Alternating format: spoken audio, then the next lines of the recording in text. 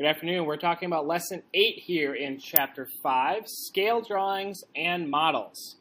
First thing we have to look at is what is a scale? So a scale is a comparison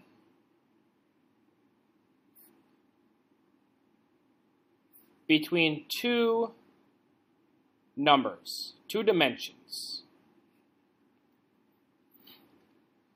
Generally, when we write a scale, we write the smaller equals bigger.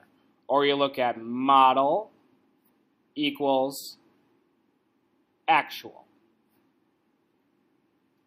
A lot of times this is the one we're going to be looking at because if we're making a model of something small, our model is actually going to be significantly bigger than the object we're looking at. For example, an atom. Atoms are incredibly tiny, so in order for us to get a visual of what an atom looks like, we need to make a model. So those models are much bigger than the actual atom. So generally, we will look at model first equals actual. Some examples here. 1 inch equals 3 feet. This is going to be the smaller or the model size. Another one here is we have 1 centimeter equals 2 millimeters. A centimeter is larger than 2 millimeters, which means we're making a model of something that's small.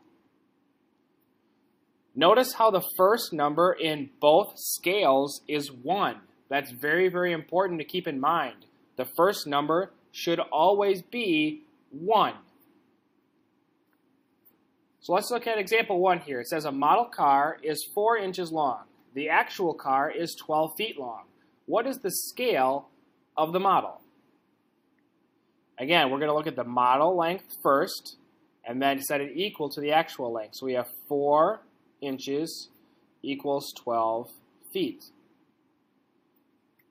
But I want this first number to be 1. So in order to do that, I have to divide 4 by 4. So now I have 1 inch equals. In math, what I do to one side, I have to do to the other. I divided by 4 over here, so I need to divide by 4 over here. 12 divided by 4 is 3. So the scale of this model is 1 inch equals 3 feet, which just happens to be one of the examples for a scale. Now, the other part. This is the one that's going to be a little bit more challenging and interesting to remember. A scale factor.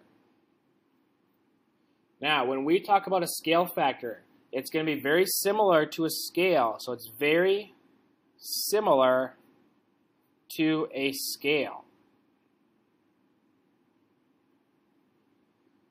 The only difference between a scale and a scale factor is the units are the same.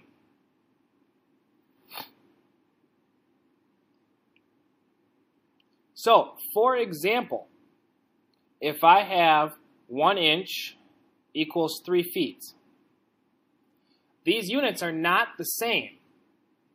So what we want to do is we want to convert the big unit to become the little unit. So there are 3 feet, and I want to get it down to inches. There are 12 inches per foot, so 3 times 12. So I'm going to have 1 inch equals 36 inches. And when we write a scale factor, we generally write it as a fraction.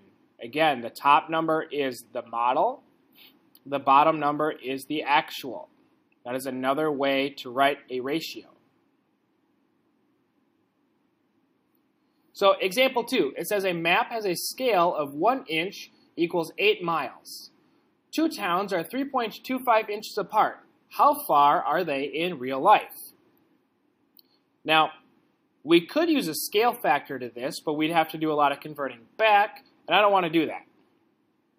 So what we're going to do is we're going to create a proportion.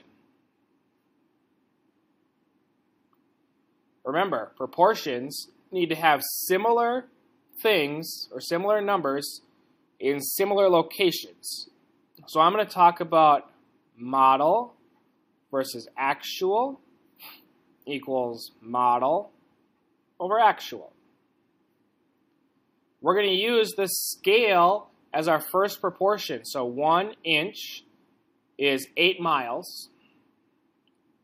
And then we're going to be looking at our example. So we have 3.25 inches equals how many miles? To solve this, we're going to do cross products. So we have 1 times m, which is just going to get you m, and 8 times 3.25 is going to be 30. Not 30. 26. Which means that the two towns are 26 miles apart.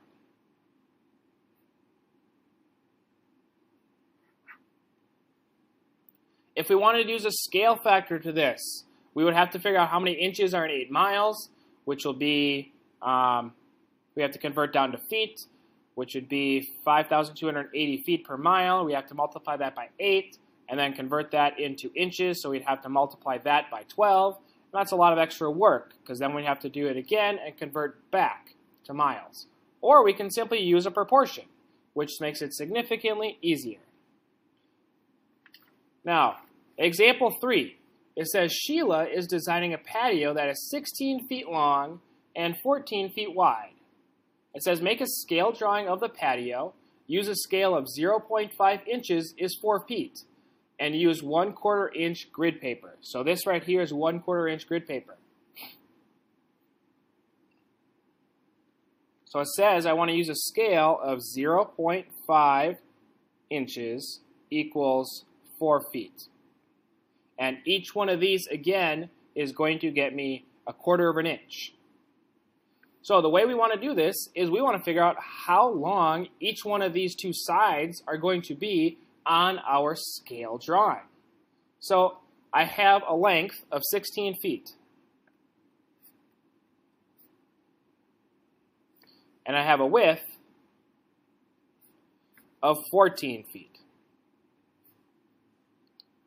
So in order to figure out how long each dimension will be on my scale drawing, I need to make a proportion. So I'm going to have 0.5 over 4, because this is my model to actual. I don't know this dimension, but I do know that the actual is 16 feet. So if I do cross products, I have 4m on this part here, and then 0.5 times 16 equals 8. Divide by 4, so m equals 2 inches. Same thing for the width. I'm going to use the exact same process. The only difference is instead of having 16, I'm going to use 14. So I have 0.5 over 4 equals m over 14. So I'm going to do the same thing again. So I have 4m, and 0.5 times 14 is 7. I'm going to divide by 4, and I'm going to get m equals 1.75 inches.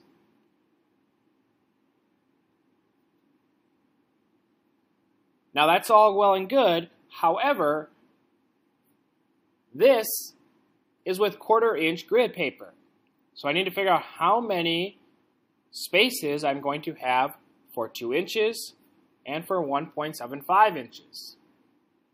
So what I can do is I can use complex fractions. So my length is going to be 2 divided by 1/4. Again, that's going to be the same as 2 over 1 times 4 over 1. So it's going to be 8 spaces. My width,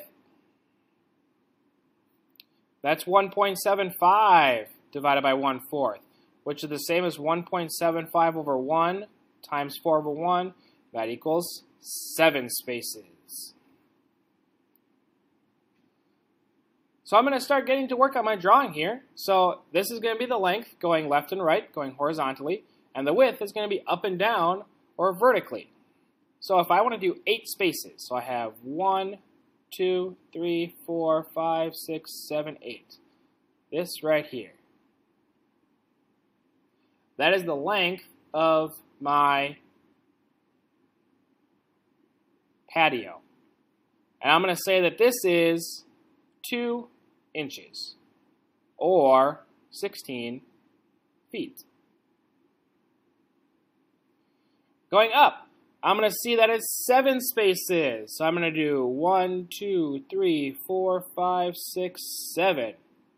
This is 1.75 inches, or 14 feet. I'm going to fill in the rest of my drawing here. And this is my patio. Make sure as you are going through this, you are actually using the information we've learned previously. Proportions, complex fractions. Make sure that you are using ratios as well. Remember all the way back to lesson 1 when we talked about writing ratios with units that can be converted to each other. Keep in mind that is very important. If you have any other questions, please let me know. Otherwise, this is the end of lesson 8.